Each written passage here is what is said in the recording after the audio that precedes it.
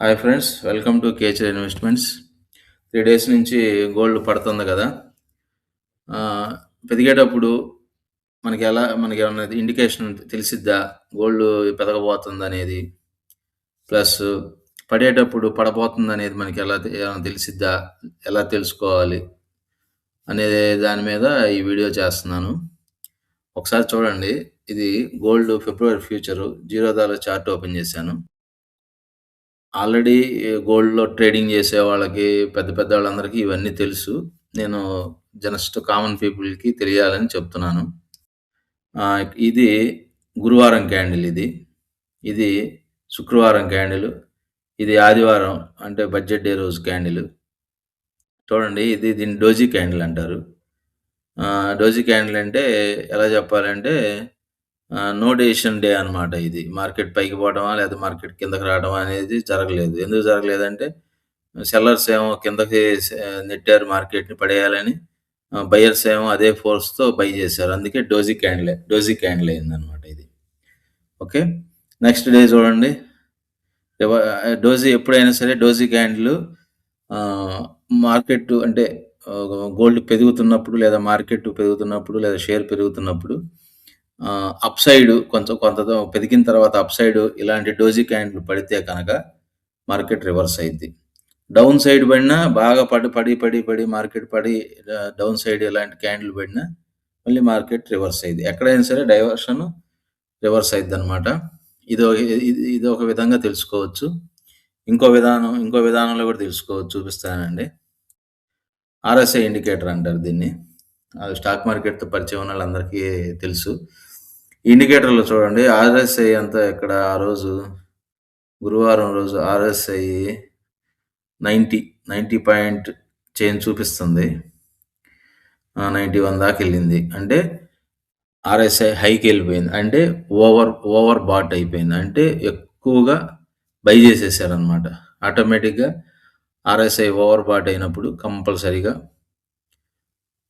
85 దాటిన కాడి నుంచి కంపల్సరీగా మార్కెట్ ఏ చిన్న అవకాశం కనపడినా పట్టడానికే ట్రై చేసిద్ది.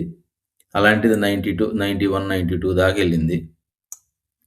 ఇలా ఈ సింప్టమ్స్ ద్వారా కూడా మనము పట్టాన్ని అంచనా వేయొచ్చు.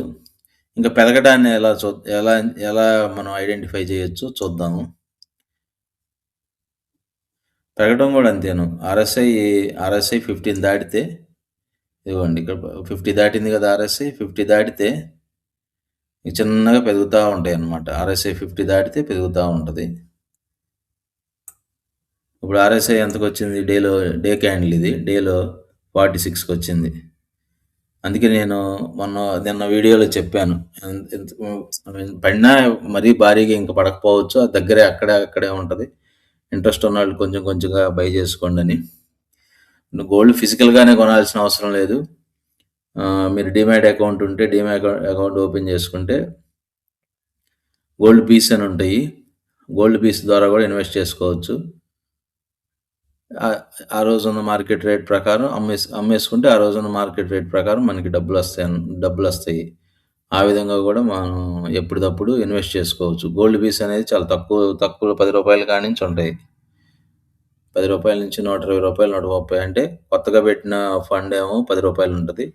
ఎప్పటినుంచో ఉన్నోళ్ళేమో ఇప్పుడు నిప్పాన్ లాంటివి ఎప్పటినుంచో ఉన్నాయి కాబట్టి వాళ్ళేమో 130, 140 ఉంటది వాళ్ళది.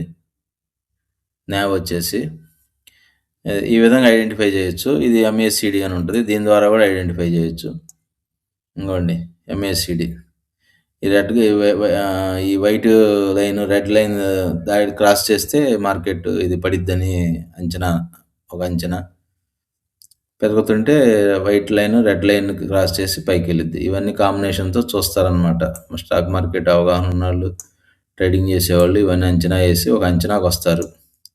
దాని ప్రకారం బై చేయడమా, సెల్ చేయడమా చేస్తూ ఉంటారు కన్ఫర్మేషన్ తీసుకొని. ఇది గోల్డ్ గురించి నేను చెప్పాలనుకుంది. ఈ వీడియో కనుక మీకు నచ్చితే, ఈ ఇన్ఫర్మేషన్ కనుక మీకు నచ్చితే సబ్స్క్రైబ్ చేయండి, షేర్ చేయండి, లైక్ చేయండి, కామెంట్ చేయండి. Thank you.